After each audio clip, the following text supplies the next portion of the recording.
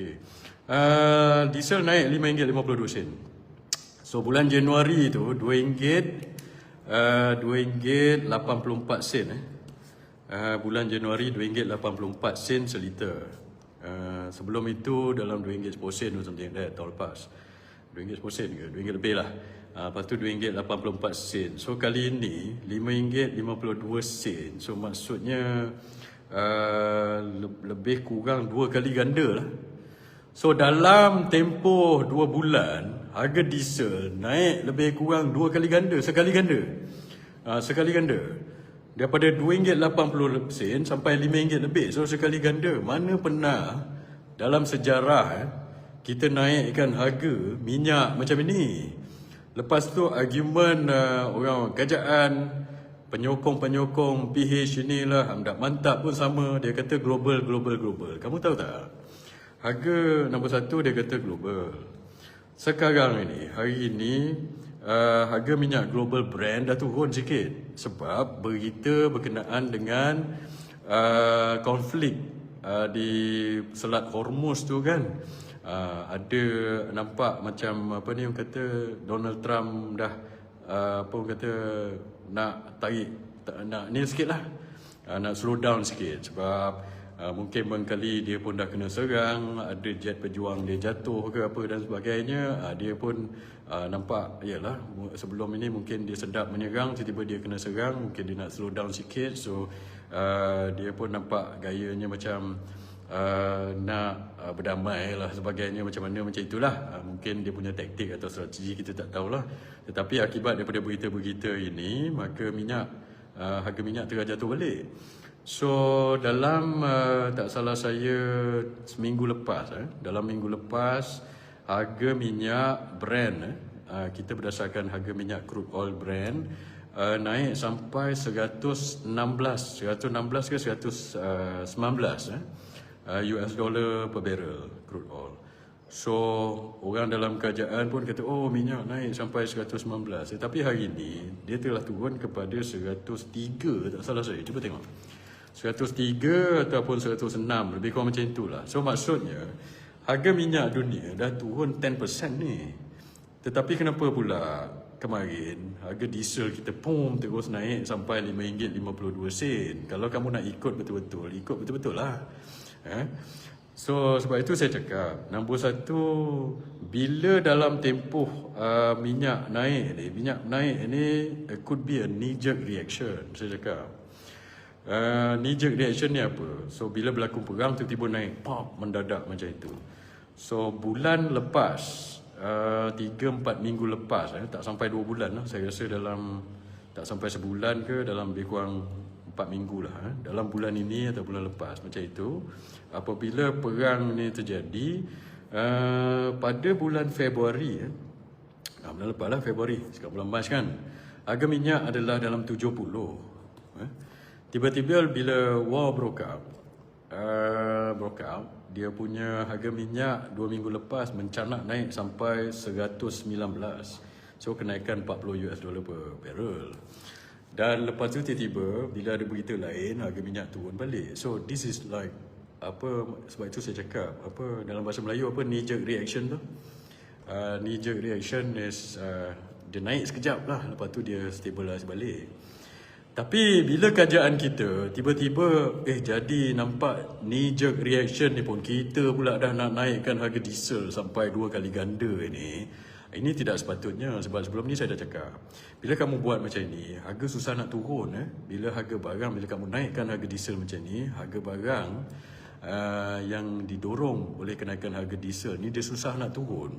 Walaupun kamu boleh turunkan harga diesel balik, tetapi harga barang itu dia sticky dalam ekonomi, kata prices are sticky, dia susah nak turun. So sebab itu kamu tak sepatutnya buat macam ni.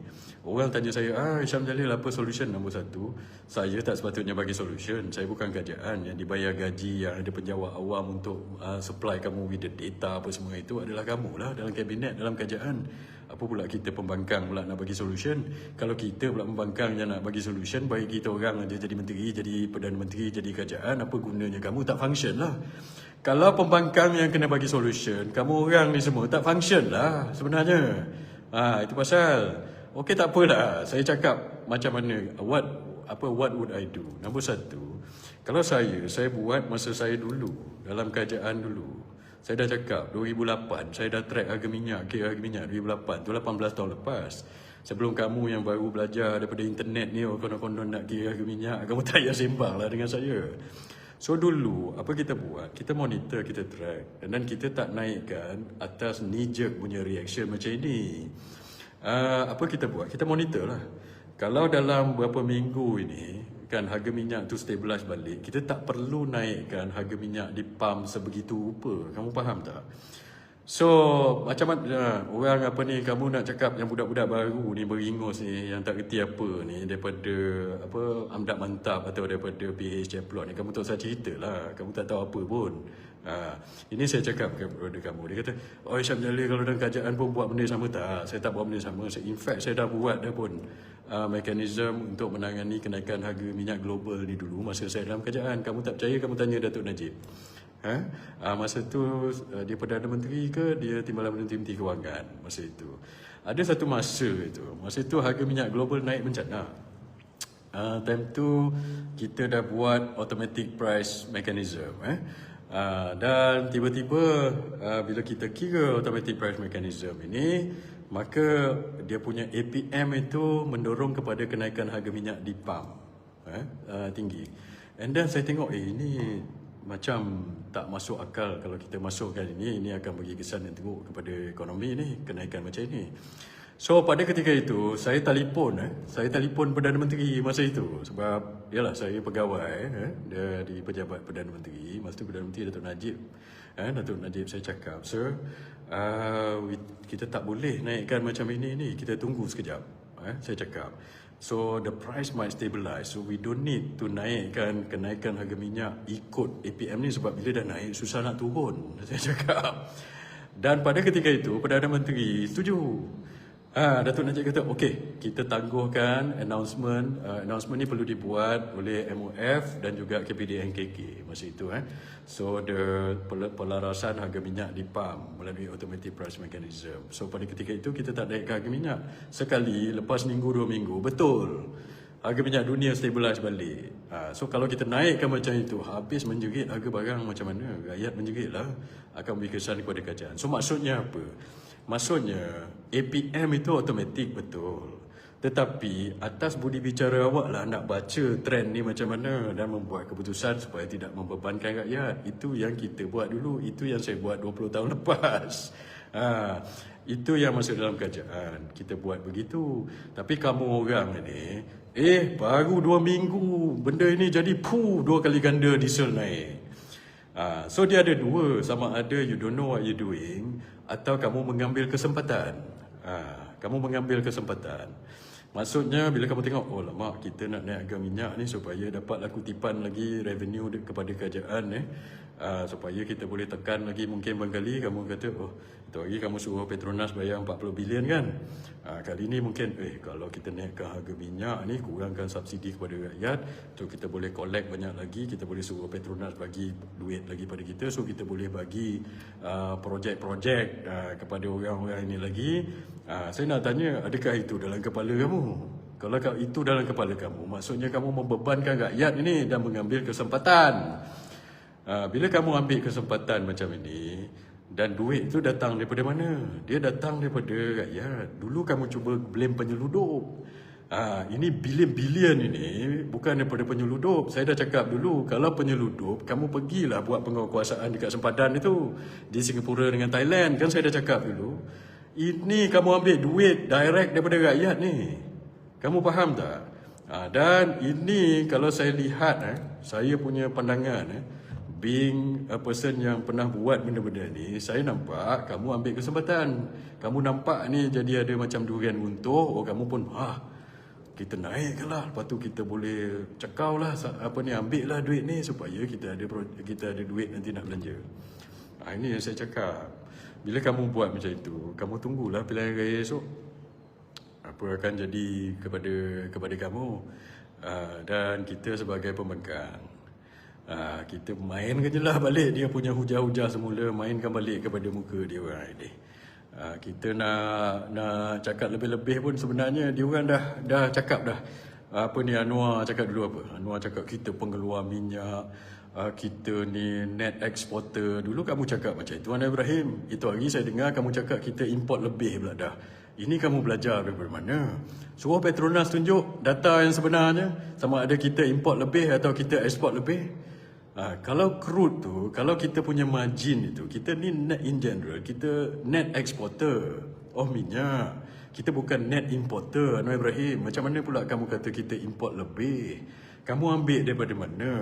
Kalau apa ni yang kata refine punya oil tu memanglah kita import lebih sebab kita tak ekspor kebanyakannya, kita tak ekspor refine oil ini.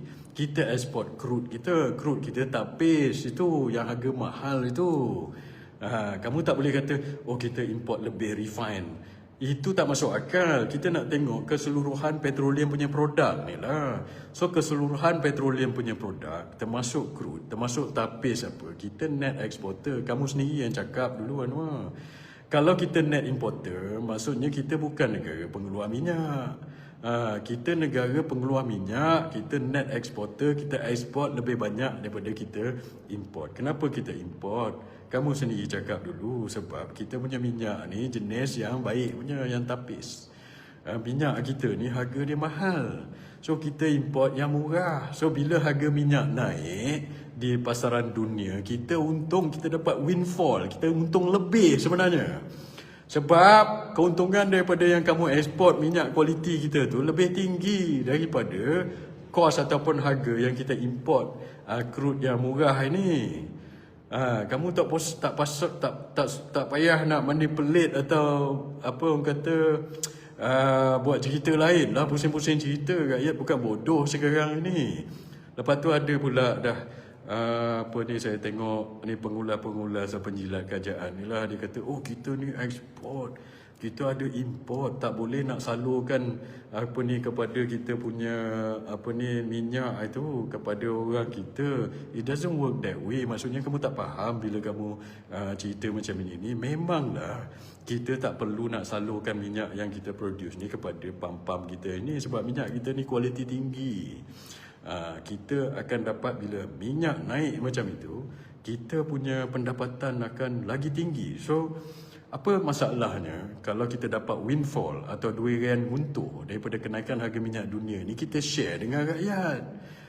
Macam saya selalu cakap lah, kalau kamu jual nasi lemak kamu harga tiba-tiba meningkat, nasi lemak kamu pula kualiti tinggi, anak kamu nak makan nasi lemak kan, kamu kata okeylah, tak boleh makan nasi lemak kita sendiri ni sebab kalau kita jual nasi lemak kita dapat untung lebih. Okey fine, awak jual nasi lemak sini, awak pergi beli nasi lemak jiran sebelah tu, bagi anak awak makan. Yang awak pergi nak apa ni potong dia punya allowance tu buat apa? Awak dah dapat untung lebih ni. Bila awak dah dapat untung lebih, tak apa awak nak bagi nasi lemak murah pada anak-anak awak, tapi allowance dia janganlah potong sebab awak dah dapat untung lebih. Itu analogi dia. Sebab tu tak masuk akal bila kamu kata kita ni tukang subsidi kepada rakyat meningkat 3 bilion. Awak kira opportunity cost. Ini accounting punya paper punya cost ni. Sebenarnya awak punya keuntungan itu berapa banyak itu yang awak dapat. Itu awak tak cakap. So sebab itu Anwar, nombor satu saya saran, awak nak berdebat, awak berdebat dengan diri awak sendirilah.